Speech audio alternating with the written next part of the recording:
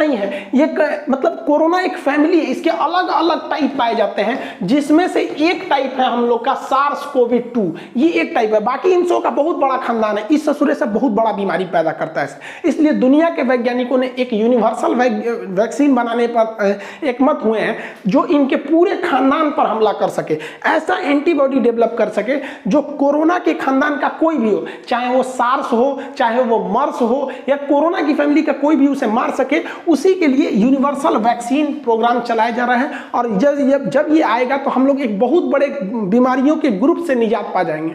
वर्तमान कोरोना पे भी नए नए रिसर्च हो रहे हैं। अभी रूस ने स्पुतनिक, जो सबसे दुनिया में पहली वैक्सीन बनाई थी, उसी का स्पुतनिक लाइट बनाया है, जो सिंगल डोज पे ही काम कर जाता है। ये सिंगल डोज वैक्सीन जो है, ये लगभग 70%, 60 से 70% तक कारगर है। ये बहुत बेहतरीन है, क्योंकि एक डोज से आपको बहुत अच्छी इम्यूनिटी मिल जाती है, और इससे बहुत तेजी से लोगों को वैक्सीनेट करके सुरक्षित किया जा सकता है।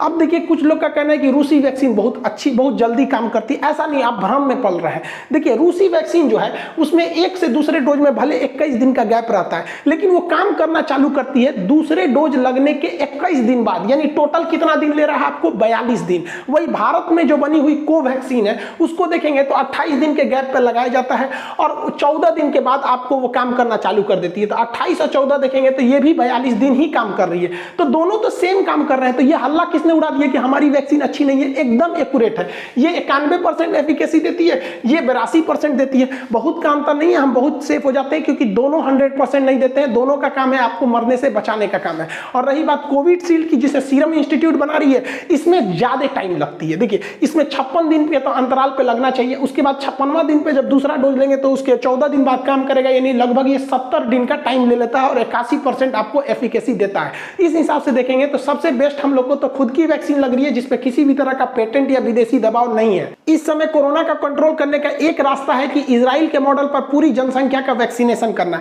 इसके लिए तभी संभव है जब पूरी दुनिया के वैक्सीन भारत में अवेलेबल हो। दुनिया में फाइजर है, जॉनसन एंड जॉनसन है, मॉडर्ना है, नोवावैक्स है, स्पुतनिक है, चाइना का जो सिनोवैक्स है उसको छोड़िए, वो फालतू है, ससुरा वो हजमोला बराबर है, उसको हटा देते हैं। तो इतनी वैक्सीन है, तो भारत सरकार कह रही है कि हम फाइजर को ला ही नहीं सकते हैं, उतना हमारे पास कोल्ड चेन नहीं है। अरे भाई साहब, आपको कौन कह रहा है कोल्ड चेन लगाने के लिए? हम लोग दुनिया का सबसे महंगा आईफोन खरीद सकते हैं ना। भारत सरकार को परमिशन देना चाहिए कि Pfizer, Moderna, Novavax, Johnson and Johnson, आप लोग भी भारत में आइए, अपना क्लिनिक डालिए, अपना वैक्सीनेशन सेंटर डालिए। आप कैसे वैक्सीन को ठंडा करते हैं, कैसे नहीं करते हैं, वो आपकी जिम्मेदारी है। आपको लोग पैसा देके और वैक्सीन लगवाएंगे। हद देखिए, हम बताइए, हम जब अपनी वैक्सीन लगाएं तो उस समय हमको बड़ा अफसोस लगा कि हम दूसरे का हक मार रहे हैं, क्योंकि हम सक्षम हैं वैक्सीन को खरीद कर लगवाने में, और वहां हम वही लाइन लगाएं जहां इस देश का एक गरीब लोग, जिसको वैक्सीन की ज्यादा जरूरत थी, वो लोग भी वहीं लगाएं। बताइए, मजबूर कर दिया गया। क्या हम वैक्सीन खरीदने में सक्षम नहीं है? इस देश के 20% ऐसे लोग हैं जिन्हें फर्क ही नहीं पड़ता है कि वैक्सीन 2 रुपए में मिल रहा है कि 10,000 में मिल रहा है, वो लगवा लेंगे। यहां लोग 2-2 करोड़ की गाड़ी में से उतरकर वैक्सीन लगवा रहे हैं फ्री में। ये गवर्नमेंट उन्हें मजबूर कर रही है कि हम गरीबों का हक अपने में ले ले। ये नहीं होना चाहिए। आप यूटिलाइज कीजिए। आप बताइए, हम प्राइवेट कंपनियों को अगर नहीं उतारेंगे तो कभी भी इतना जल्दी वैक्सीनेशन नहीं कर सकते। अगर सरकार पिज्जा को ऑर्डर करेगी ना, तो अगले दिन पिज्जा डिलीवरी होगा। जब डोमिनोज 30 घंटा में गर्म पिज्जा पहुंचा सकता है, तो हमारे देश की प्राइवेट कंपनियां ठंडी वैक्सीन को भी पहुंचा सकती हैं, बशर्ते आप उन्हें लाने दीजिए। अगर ये लाएंगे तो देश की लगभग 20% लोग प्राइवेट कंपनियों से लेंगे। जिसका मन वो फाइजर ले, जिसका मन वो मॉडर्ना ले, जिसका मन। क्या ये इससे हम वैक्सीनेशन तेजी से कर सकेंगे? गरीब का भी अमीर का भी बोझ सरकार कैसे झेल सकती है? गरीब को तो मतलब उनको मिलना जरूरी है वहां पर, तो वो फ्री में आप दीजिए ना यहाँ पर। और दूसरी समस्या क्या है कि ये वैक्सीन को हम नहीं बना सकते, क्योंकि इन पर पेटेंट है। पेटेंट उनको होता है जो 20 साल तक वही कंपनी बनाएगी, क्योंकि खोज वैज्ञानिक वही किया है, तो उन्हें भी मुनाफा होना चाहिए।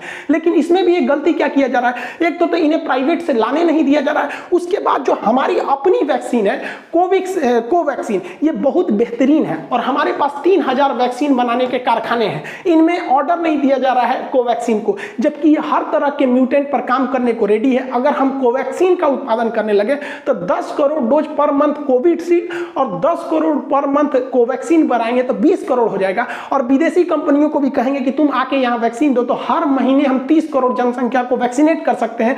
आज से अब तक 20 करोड़ वैक्सीन लगाया गया है, और अगर देखेंगे तो 120 करोड़ मतलब ओवरऑल 100 करोड़ जनसंख्या बच रही है। 3 महीने में हम उन्हें वैक्सीनेट कर सकते हैं। हालांकि दुनिया इस वैक्सीन पर पेटेंट को मतलब हटा हटाने की बात कर रही है। पेटेंट क्या चीज है, ये WTO की ट्रिप्स समिट में क्या है, इसको हम नेक्स्ट वीडियो में कभी बताएंगे।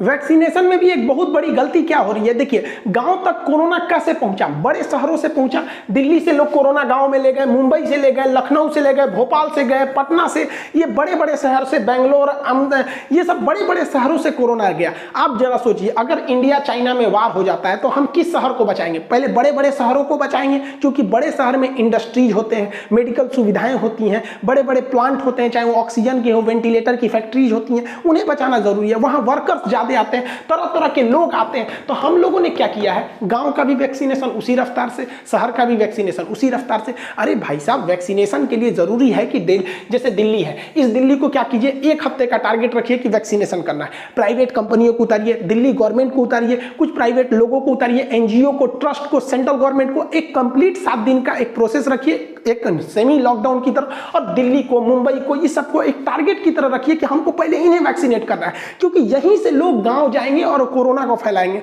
आप बताइए, जितने गांव के लोगों को कोरोना हुआ है, क्या गांव से कोरोना आया था? शहर से ही तो लेके गए थे लोग, लेकिन शहरों में वही रफ्तार है। अगर हम अपने शहरों में कोरोना को काबू कर लेंगे तो शहरों में हमारी इकोनॉमी भी चलती रहेगी, बड़े शहरों में ही उद्योग धंधे चलते रहेंगे और वहां गांव तक कोरोना नहीं फैलेगा। गांव में वैक्सीनेशन जो है वो थोड़ा, मतलब उसकी तुलना में शहरों का वैक्सीनेशन तेज होना चाहिए। थैंक्स कहना चाहते हैं हम सोनू निगम जी को, जो आप हमसे हर मायने में बड़े हैं, हमसे नेम फेम, हमसे उम्र में, तजुर्बे में, हर चीज़ में बड़े हैं। बावजूद आपकी जो भाषा है, जो आपका संस्कार है, ये देख के काफ़ी खुशी होती है कि ये केवल हिंदुस्तान में ही पॉसिबल है। हमारी जो संस्कृति है, जो एक दूसरे के प्रति आदर की भावना है, आपको देख के पता नहीं क्यों ऐसा लगता है कि मतलब अगर कोई विदेश चला जाए भारत को छोड़ के, तो बेशक वह पैसे कमा सकता है, बहुत आगे जा सकता है, लेकिन जो एक दूसरे के प्रति प्रेम की भावना है, जो भाषा की मर्यादा, जो संस्कार है, वो केवल यहीं मिल सकता है। इसीलिए हमारी संस्कृति सबसे अलग मानी जाती है। हम आपसे उम्र में क्या बताएं, आप आधे हैं, आपने सही बोला, हम आपसे उम्र में बहुत छोटे हैं, बट फिर भी आपका अपने छोटों के प्रति ये जो प्रेम की भाव है, शायद ये मिसाल बने लोगों के लिए। बहुत बहुत आपका थैंक्स। आपका गाना सुन के हम लोग, मेरी पूरी फैमिली के साथ हम लोग सुनते थे उस गाने को। हम कभी सोचे नहीं थे कि आप हमें भी जानेंगे। आप कभी पटना आए तो ज़रूर एक बार मौका दें हमें। हम ये उम्मीद करते हैं कि हम लोग जो बहुत जल्दी मिलेंगे, और ज़रूरी भी है। हम ये जो 21वीं सदी है, ये हम लोग को बदलना है अपनी विचारों से। हम जहाँ हैं, लॉकडाउन में आपने भी बहुत कुछ लोगों को सिखाया, चाहे वो संगीत के माध्यम से हो, अपने YouTube के माध्यम से आपने बहुत लोगों को सिखाया। तो ये 21वीं सदी हमें सबको मिलकर इस देश को बदलना है। आपका बहुत बहुत थैंक्स सोनू निगम जी। हम उम्मीद करते हैं आप तक ये बात मेरी पहुंचेगी और हम लोग शायद जरूर मिले। मेरा एक सपना रहेगा आपसे मिलना। एक बंदा है जिसको आप लोग सुनो और देखो, मैं तो उसके प्यार में पड़ गया हूँ। वो है Khan sir. Oh my God, उस आदमी को तो पद्मश्री मिलना चाहिए जल्दी। ही is a 26-27 year old boy, I would say, and what a wonderful teacher he is. उनको तो मैंने भी अपना गुरु मान लिया है, कितनी बातें सीखा हूँ उनसे। तो अगर आपको मौका मिले तो खान सर के पास जरूर जाना। वो इतनी बड़ी बड़ी बातों को इतनी अच्छी तरह सिखाते हैं। है तो मुझसे बहुत छोटा, मेरे से आधी उम्र का है ऑलमोस्ट, लेकिन मैं क्योंकि उतना अच्छा टीचर है तो मैं उनको इज्जत से ही कहूँगा कि वो इतना अच्छा सिखाते हैं, इतनी अच्छी अच्छी बातें बताते हैं, और उनका नज़रिया इतना निष्पक्ष है। वो ना लेफ्ट है ना राइट है। ये बात मुझे पसंद है उनकी। जहाँ गवर्नमेंट की बुराई करनी होती है वहाँ करते भी हैं, और जहाँ गवर्नमेंट का साथ देना होता है वहाँ भी साथ देते हैं। सो ही इज अ निष्पक्ष guy and I love him. So अगर खान सर आप इसे देख रहे हैं तो मेरी